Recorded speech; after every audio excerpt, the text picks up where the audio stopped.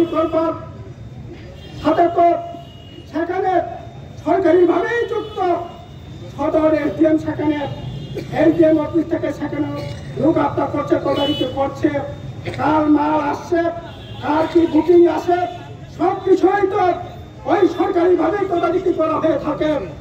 এত সত্ত্বেও কেন এটাকে এতদিন ধরে সেখানে আসল যারা বুকিং করছে, আসল তাদের মাল কারা কি করছে কেন প্রকাশ করা যাচ্ছে না? একইভাবে সেখানে তো আপনার ওই রেল পুলিশ থাকবার কথা, কেন রেল পুলিশ থাকছে না সেখানে?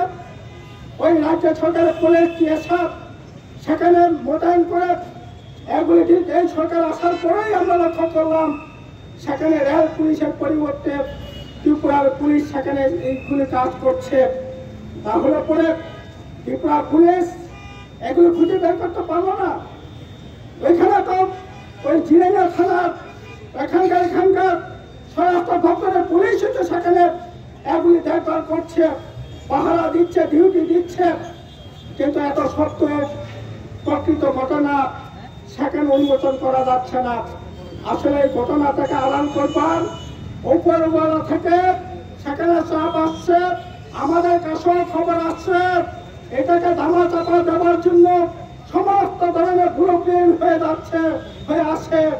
কাজেই জনগণ যদি সচেতন না থাকে তাহলে পরে এগুলিও আড়াল করবার লুকোবার সমস্ত ধরনের প্রচেষ্টা করে তাকে প্রকৃত ঘটনাকে আড়াল করবে।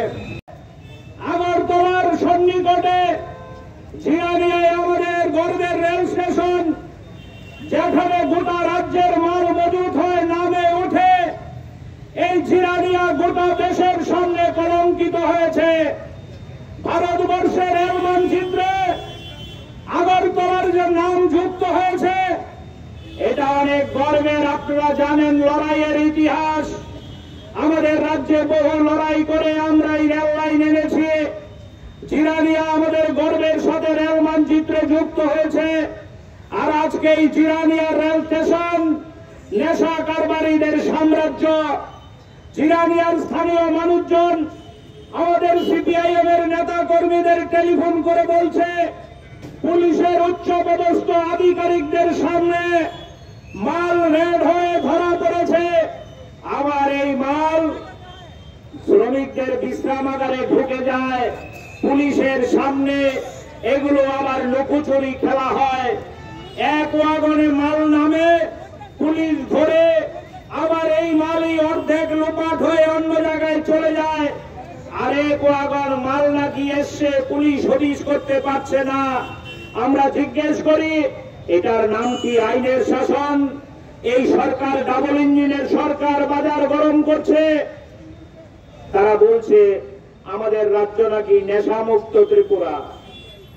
এখন নেশামুক্ত ত্রিপুরার বদলে রেলে করে দিল্লি থেকে সরাসরি নেশা সামগ্রী আমাদের রাজ্যের মধ্যে প্রবেশ করছে। আমরা বলছি, আমি আপনাদের জিজ্ঞেস করি, এখানে যারা আমাদের কথা শুনছেন, আমরা বলছি না, আমরা বিরোধী দল সিপিআইএম বলছি না,